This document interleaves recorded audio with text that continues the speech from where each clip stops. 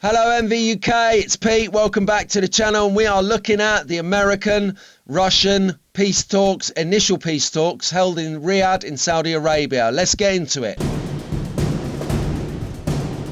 And welcome back. So we are going to cover NATO, territory, prisoner exchange, US-Russian summit, diplomatic relations. We're going to have a look at everything in this. What do we know so far? What will it mean? What are my feelings about it? My opinions are my own, of course. Thank you for watching. Let's go.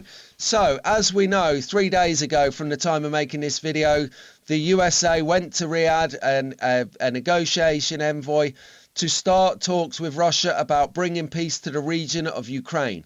As it stands, Russia had dominated the war with four bordering territories now in Russian occupation and being defended, whilst Russia grind on and push further and further into Ukraine. Not all is lost though, because the Ukrainians, with Western support, Western technology, weaponry, money, are putting up a real good fight, and that is what we want to talk about, stopping the fight. So I've been to war. I know it's not a nice place, the theatre, but it's necessary to push the issue. If you have a problem with someone or something and they're not coming to the table, or they are doing something heinous like to their own people, as did Assad, if you remember him, before he fled to exile from Syria. So what we're looking at is the Ukraine war. President Trump and President Putin both want a quick end to the war. That it's costing money, more to the point, it's costing lives. It's cost over 1 million lives so far. That's someone's son, dad, father, relative, granddad. They're dead, they're gone, and you can't bring them back. You can't undo what has been done in this situation, and it is heartbreaking for the families out there that will never see their loved ones again. And that is what President Trump wants to stop. He's not bothered about who the this and that about it. He wants it stopped. End of. Done. Bosh. Gone. Finito. Anyway, so President Trump and Putin could meet as soon as this month. Whereas if you look at NATO, so there's a couple of things that Russia are thinking of about this, and they want to bring to the table and negotiate as a way forward, because there's no way that Russia are going to lose that many lives and or Ukraine and then give it all away for nothing. It's not going to happen. So what we've got is Russia's argument to invade in the area is that those four bordering counties were Russian speaking, had Russian ideology, and therefore Russia's reasoning was he was going to liberate them from Ukraine. Now Ukraine, you've got to understand, before the war, before the war, was rated as the most corrupt country on the planet, which is going some, considering there's some other very corrupt countries out there. Pete Hegseth has said it's possibly unrealistic for Ukraine to join NATO as it stands, and also said that the concept of restoring its internationally recognised borders was, and I quote, an illusionary goal, unquote. So with that, there's a lot to think about. Instantly, he's implying that to come to a peace arrangement, Ukraine is going to have to forfeit some of the territory it's lost. And in addition, that it is unrealistic that it would be joining NATO, a US-led NATO, I might add. Because if that happens, then they are quite in their entitlement to call on the rest of Europe and America to put boots on the floor. And Keir Starmer has already indicated that he'd be prepared to put boots on the ground. I think this is horrific. I think personally, and I was disgusted at Keir Starmer for when he made such an important announcement, which basically says I, as in Keir Starmer, am going to send your son and your daughter to the front line to get shot and killed by the Russians. That's what he was implying by saying that. That was his opening gambit. I will be prepared to put boots on the ground in a peacekeeping role if it delivered everlasting peace. There's no everlasting peace, Keir Starmer, and you know it full well, being such a high-ranking lawyer of international law. You know this. You are playing with people's lives right now. In fact, I've got an idea for you, Keir Starmer. How about if we deploy, you send your eldest son to the front line with 4 rifles or 3 para or whoever it may be, to serve right on the front line, the FEBA, as we call it, the forward edge of battle area. That's where, if you send your son there, I think the rest people will follow you. But I've got a feeling you are just playing fast and loose with our military capability. And our military capability is absolute dog shit at the moment. Utterly disgraceful. We've got 75,000 people in the military, across all 3 RAF, Royal Navy, Royal Army, British Army. We've got 75,000. Let's put it into context. Old Trafford Football Stadium holds 85,000 people. We haven't got enough military to fill up a football stadium, and you want to put boots on the ground? Are you insane? You are insane. You are dangerous, Keir Starmer. Dangerous. Anyway, I digressed. But the point being is territory. Russia have actually fought and achieved 43,500 square miles of Ukrainian territory. They're not going to give it up. They're not going to give it up in a month of Sunday. Ukraine, a part of the deal indicates that Ukraine must pull its troops from the entirety of the 4 regions captured so far by the Russians. And again, reiterating I found it, I did a little bit of research into this to make sure that the story is right, that I'm telling you, and balanced, and we're getting the true facts. It was reported by Reuters that actually Putin was reported to have been ready to make peace deals in November. But it would have to come with territorial concessions and a denial for membership by NATO for Ukraine. So that's territory covered. If we think about the US summit, it went on for 3 days. It wasn't a quick thing. It was an explored thing, and it resulted with Putin saying that he would be happy to meet Donald Trump within the next month if they can get together. That will be a meeting to be a fly on the wall of, right? So that is positive. That is good. And one of the talks I think that Donald Trump will lead into those conversations with will be obviously about peace, stop the killing, stop the needless death that's going on in the region. But it would be to talk about energy, because Trump has promised his electorate, and he has a mandate clear as day, to deliver lower energy prices. And this is key because Russia and the US are the largest producers of energy in the world, of gas, of oil, of whatever. They are the top dogs. So of course it makes sense. But here's the snag for Russia. Russia, they have their company Gazprom, which is overseas. It's like a BP, a Shell, a Esso, that sort of thing. Gazprom is on its knees because of the restrictions and sanctions that the West put onto Russia when they invaded Ukraine. It has literally cut them off and bone dried, created the Nord Stream to be bone dry into Europe, no gas. So Putin needs Western technology to manage the supply of his energy.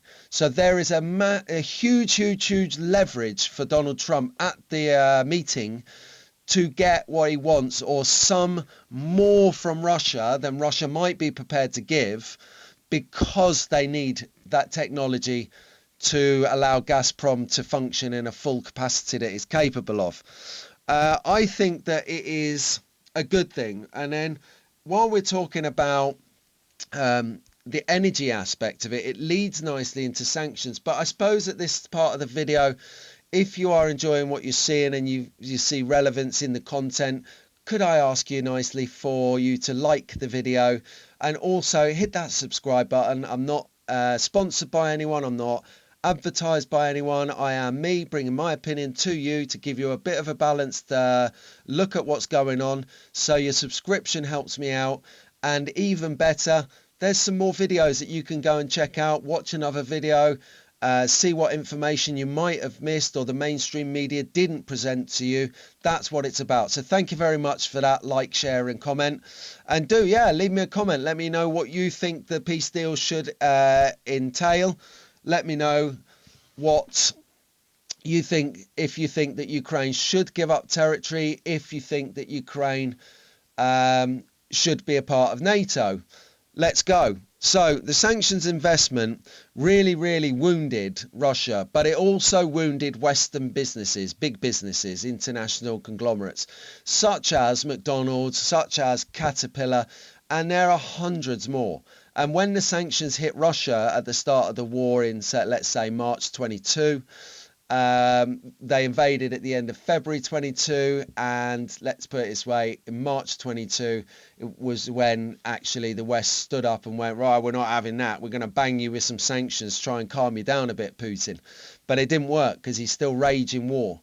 So sanction wise, these companies that left Russia in a hurry had to write down big losses, so property losses, all sorts of tribunal affairs, the redundancy packages, cancelling a leases mid-lease. That is really expensive. So if you've ever tried to break a mortgage agreement so you can move house quick or sell up quick and you're within your term, man alive, those redemption penalties are severe. So same thing there. They got absolutely hammered. So let me just move my notes here. I did make some notes so I don't run out of key points for you guys. Okay, so covering a bit into that. So nuclear. So that's going to be on the table as well. And the reason that's going to be on the table is not a whole kind of global domination thing, because we find peace by strength. If you've got 500 nukes, a country isn't going to invade you, because the sting you give back is going to be incredible. Therefore, we must have some agreements with other people who have nuclear weapons, that we're not going to pop them off for fun if we have a bad day. Therefore, what we actually do have, and I didn't know about this until I researched this story, was we actually have a thing called the New Strategic Arms Reduction Treaty, or New START shortened, and it basically caps the number of strategic nuclear missiles that Russia and the US can deploy via land or sea, submarine, in any given conflict. Now, that agreement is due to run out on February the 5th next year, 2026. So President Trump wants to meet with President Putin and President Xi Jinping from China to discuss the renewal of that agreement, and also to include China into that agreement, because China have fast become a nuclear superpower as well, but they have no regulation, which is very scary indeed, wouldn't you say? Leave a comment on that one, let me know.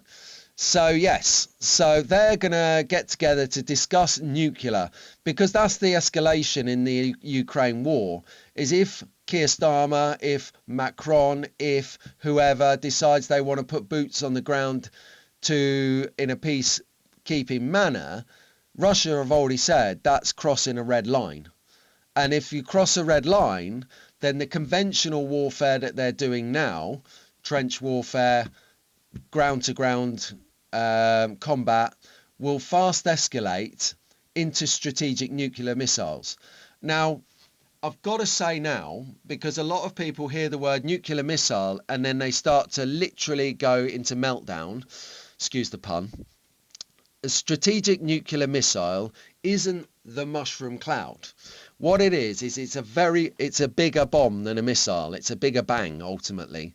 So it has radiation because it's nuclear, but it's not designed to have a radiation cloud fallout, which is what something like a power station like Chernobyl, when that exploded, it created a whole radiation cloud that devastated. These bombs, these missiles, these strategic nukes are bigger missiles designed to flatten bigger areas ultimately. So if you've got a weapons cache, if you've got a fuel depot, if you've got a communications center, it's designed to wipe out that area, as opposed to normal missiles that we see in conflicts such as Israel and Gaza or Ukraine and Russia or wherever else. They're actually more to bring down a building or to bring down a convoy of vehicles rather than, say, half a mile radius. So don't panic over the word strategic nuclear missile. It's a bigger bang, very concentrated, very targeted. And of course, because of international law when it comes to the rules of engagement, if boots go on the ground in Ukraine, that's a direct escalation in Russia's eyes, and they will step up to strategic nukes. So we must have this agreement in place, the New START, to limit that, to limit the firepower that each country can devastate with, or it's game over in one red button. Diplomatic relations will obviously be talk at the table, because in America, if you take America for instance, and I use America because it's America going to